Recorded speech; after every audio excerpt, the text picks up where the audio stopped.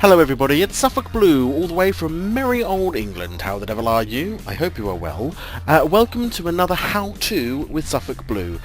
Today, I wanted to talk to you and show you the two versions of the mob spawners that I've used in Attack the B Team when I was trying to collect the brains and the bones for the fertilised dirt that we're going to be using in the agriculture, because unfortunately I had a fraps issue which caused all sorts of problems, and that meant that you couldn't actually see me make it. But this is a very old-fashioned, this is like your mum's old recipe for making mob farms essentially, but this is for items, not for XP grinding, because we're not actually going to hit them, we're not going to do anything like that. Now, in order to help me show you, I've made it all above ground, and what I also thought I would do is I would make half of it with glass so that I could show you the entire process from beginning to end, really, so you could see it all in action as well.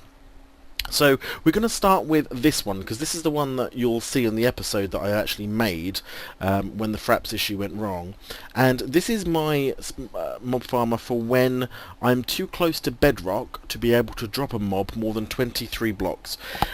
It normally takes about 23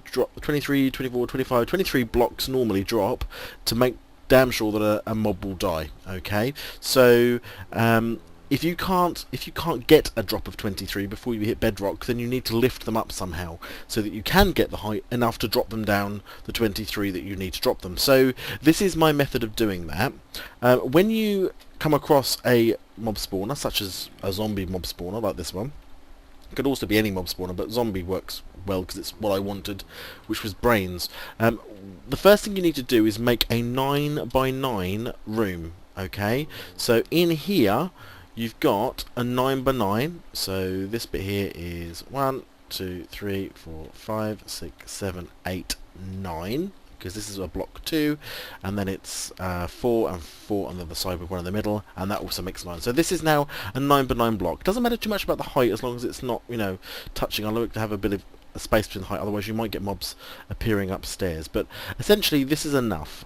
What you then do is you place source blocks in whichever direction you want the mobs to go. So I want the mobs to go in this direction, so I place the source blocks along the edge of this wall along here, alright, and that immediately begins to set a flow all the way down here. Okay. The next thing I need to do is I need to make them move to the middle, so a source block at that end and a source block at this end will push them to that point there, and you can see very clearly that no matter where they spawn in this 9 by 9 grid, they can only go down towards that bottom part, into the bottom gully, and then up and through. Alright, now remember, whenever you're transporting a mob from a point through a tunnel using water or anything, your tunnel has to be too high, okay, unless the little baby zombies will go through here with fine at 1 high, but normal mobs need to be too high, so always make sure your tunnels are too high. Okay, then we come to the really old-fashioned bit, the clever bit if you like, which is the elevator, or the water elevator, and silent water elevator as it's called. And all we're doing is we place a sign here to block that flow of water, and we start a sign at the bottom which again will block this flow of water, creating this sort of motion through. Alright, they have to still go in this direction, and then we alternate water, sign, water, sign, water, sign, water, sign, water, sign, all the way up as high as you want to go. Again, we want to really drop by 23. Now, because of the version of the creative world I made, I can't go any higher than this because I'm at the top block of the world. Alright, so I can't actually go any higher, so I didn't go up by 23. But as you can see, sign first, water, okay? Sign, water, sign, water, sign, water, sign, water, sign, water, sign, water, sign, water, all the way up until you reach your desired height. Now, it might be that you don't want to go the full 23. If you want to be able to strike them once in order to claim that XP, then you don't want to kill them. You just want to weaken them enough so a single strike will do. But for what I did in the episode, I actually just wanted them to die. So mine dropped by about 30. Okay, so these things are dead. They're not going to be able to withstand that fall, and I get to collect all the goodies. So it's as simple as that, really. Allow the water to enter the tunnel. Again, remember this is a tunnel. Okay, so allow the water to enter that tunnel with a sign first and then a sign at the bottom. So that's the shape you definitely want to do. Sign first, sign at the bottom. Up they go, and as you can see, working perfectly well. They can't do anything. They can only go up. Okay, and it's the mechanics of the game. So this is just how it works. and it's a exploit you can use that people have used forever to be able to get mobs to rise in order that you can then drop them off the edge. When you get to the top, the last of your water blocks behaves like every other water block and needs to flow in that direction by a maximum of 1, 2, 3, 4, 5, 6, 7. Okay, it's actually 8 because that's a block 2. So it's that sort of 8 rule drop before you get to the end. You don't want the water cascading down here. You don't want the water to drop down here. You only want the mob to. So you do it to the very end, to the very limit of that water flow. These can't do anything. This flow is too strong for them. They can't resist. They can only come in this direction to the edge, and obviously you know what happens next. Down it goes. Now what I've done at the bottom here is I've put a hopper, as exactly the same way I did in the episode, and a chest which I'm using to collect all the goodness. And I would simply sit here because I'm close enough to that spawner that it will continue to spawn mobs, so I don't need to be any closer. This is perfectly close enough. All I have done is I've put a punji stick on the top of this hopper, and that punji stick will do damage to that mob. To make a punji stick, you just need to have some sugar cane, such as this, and you do it in this sort of shape within the crafter, and that will get you 5 punji sticks, alright, that you can put at the bottom of traps or on the top of hoppers, such as this, to kill things, to make sure they definitely die. The reason I used that, I didn't use it in the episode, the reason I've used it here is, again, I didn't get high enough to be able to ensure the 23 square block drop to death, so a punji stick does the extra bit, and then the hopper just collects the stuff, and then I can take it out, take it away, and that's it. And it doesn't take any, it's not causing any lag, it's just a very simple rising spawner. Okay, so I hope by using this half glass method it's really easy to see how I've built it. It doesn't take very long. The hardest bit is just digging it all out. Obviously, when you find the spawner, make sure you stick plenty of candles or torches around, because they will spawn whilst you're trying to build it, which can be quite frustrating. But it's really efficient. No energy used, no red energy. It's all to do with the physics of the game, using water to your advantage.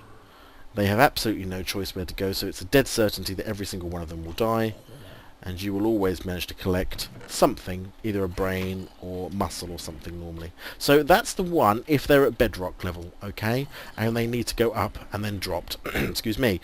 But the other... Oh, that's my phone. Whoops. Sorry about that, I'm professional. So that's that. The next thing that we're going to do, and you can see them dropping in lovely, and that just carries on, and I would just be standing here collecting that stuff. The other part of the recipe for fertilised dirt requires bone meal, and in order to make bone meal, as we all know, we need bones. So really, we need to find a skeleton spawner. Now, in Attack of the B Team, with the witchery mod and everything, it's actually very easy to find a skeleton spawner. You just need to look out for one of these looking type of things. This isn't quite how they look. I don't think I've made that quite right, but you'll all have seen them on the landscape, so you'll know what they look like. But these are these sort of wicker men idols that just sort of are made out of hay bales. Well, if you dig underneath one of these, you're almost certainly to find, I believe they're always anyway, skeleton spawners. Alright, I'm going to kill that one so it doesn't grow. But underneath each of these, you'll find a skeleton spawner. So as soon as you found one of these, well, hey presto, you've got the hard bit done, you've found the spawner. The next thing to do is to build the mob trap, if you like, the killer. Now, again, you need to build a 9x9. Alright, now because these will be on the surface, you don't need to go up. There's no elevator needed here. You just need to drop them down a sufficient height, 23 if you want to kill them outright, less if you want to get the mob XP from them. But essentially, you're doing exactly the same thing. You make a 9x9 room, really, which is above ground. So a lot of this actually, half of this at least, will be above ground, but because of the virtue of where that spawn is going to be. But 9x9, okay, again, source blocks so you can push the mobs in the direction you want them to go in. In this case I want them to come this way, so they come again to a tunnel, but this time I don't need any elevator. Hello mate. Hello. And bye-bye. Yeah, so we don't need any elevator on this one. I don't need to raise them up. I don't need to do anything with them. I just need to let them drop. So all I'm doing is I'm funneling them down into this little trap here. And because these water blocks are coming from here, 1, 2, 3, 4, 5, 6, 7 to there. So that's why this sort of still does it, but doesn't in the curve. So this is why this is only 3 long, because this is 4 long here. Okay. Again, we don't want a lot of water dropping down our chute, so we make the hole at the end of the water run. But what we then can do is we can go down here, and in the same way as before, this is not quite a high enough jump, but that punji stick will do its job. Over it goes. So because this isn't quite long enough, they're not you know, they've got a bit more health in them, but the punji stick does the biz. And then we can collect all the stuff. But hold on, there's no stuff here. Well, the problem being is that if you're too deep down, they won't spawn, because obviously you're outside of the range of the mob spawner, so you don't want that. So what I've done in game, and I haven't showed you this in an episode, but I can do, is I've created, very simple, I've just put a pipe in. And what will happen is that the stuff that they drop when they drop, if we wait for one to fall down,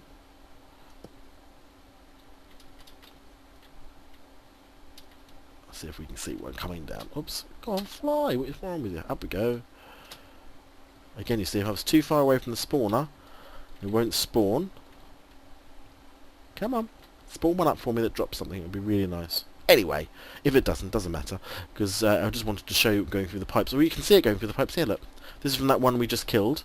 So all the stuff, all I've done is connected to pipes, that will go around and deposits itself in a chest all the way at the top here, on top of the spawner. And that means, above ground, the spawner is directly below me. They will spawn, for definite. They then have a little drop down, die when they hit the floor. That creates some stuff. Hopefully there's a bone.